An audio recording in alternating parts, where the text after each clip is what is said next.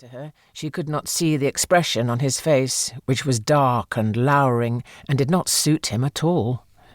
He was youngish, no more than 35, sandy-haired, blue-eyed, with a rugged maleness of features and a mouth of which his short moustache did not entirely conceal the slight weakness.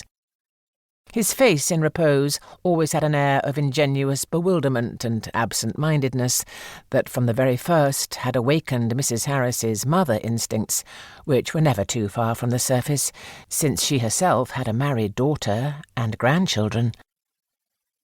Mrs. Harris, her remark left unanswered, felt that yet another was called for, and asked, "Where is it?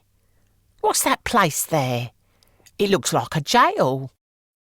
Mr. Lockwood replied briefly, "The Kremlin," and then suddenly, without warning, slammed down the package of typing paper he had been out to purchase on the desk and shouted, "Oh, God damn them!" with such ferocity and vehemence that Mrs. Harris jumped and let out a little scream, and then apologised. "I'm sorry, sir, I wasn't meaning—" Mr. Lockwood turned to her and said, "Oh, not you, Mrs. Harris," and was looking at the photo and through the girl at the wall behind her, repeating, "Them," and then added, "and the bloody don't-give-a-damn Foreign Office as well." Mr. Lockwood then said, "I'm sorry, Mrs. Harris, I didn't mean to startle you." "Nor did I mean to snoop, neither," said Mrs. Harris. "It's just that I hadn't never seen it before, and when I come in today, there it was, and her looking so lovely I couldn't help but—" "I know," Mr. Lockwood admitted. "I couldn't bear to have it out before, but when I thought the Foreign Office was finally going to do something for me—" He didn't finish that sentence, but added another equally baffling to Mrs. Harris. "She's a Russian girl." Baffling was hardly the word to describe Mrs. Harris's emotions or her flaming curiosity, which required every bit of her self-control to be contained. Foreign Office? Kremlin? She'd heard of this, but Russian girl? Who was she? Wife? Sweetheart? Mistress? Where was she? And why? Unquestionably, she was the key to that mystery and melancholy that always had been wrapped around Mr. Lockwood ever since she had answered his ad and come to work for him between the hours of 9 and 11 in the morning.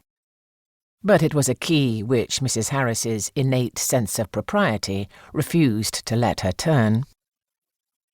Ada Harris belonged to that slowly vanishing breed of London char who, for 5 bob in the old days, now 50 pence an hour, visited small London flats or offices and cleaned them. She herself specialised in dwellings because she loved and was fascinated by other people's lives, and that was where one encountered them.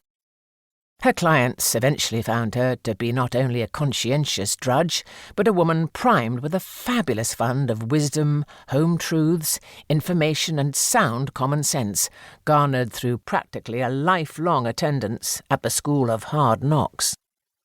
She could give advice to the lovelorn, had a list of all the best hairdressers, shops and bargain counters at her fingertips, understood the 2-legged male animal, could counsel on marital problems, was up to date on all the latest press reports of marriage, divorce and scandal, and was herself a member of the charlady's underground, which passed back and forth titbits of succulent gossip acquired at first hand and which did not find their way into the newspapers. She was, however, as she had said, not a snooper, nor did she ever query or pry into the personal affairs of her clients.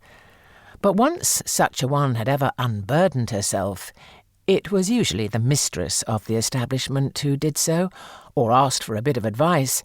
Ada was ready to hold forth. Propped up by her mop handle, she could let them have anything from a half-hour to 45 minutes without drawing a deep breath. She loved nothing better than a good heart-to-heart chat, off to the considerable distress of employers who had rendezvous with beauty parlours, milliners, dressmakers, or had a taxi ticking over outside. A client would have to volunteer. Mrs. Harris would never ask a direct question. To his own eternal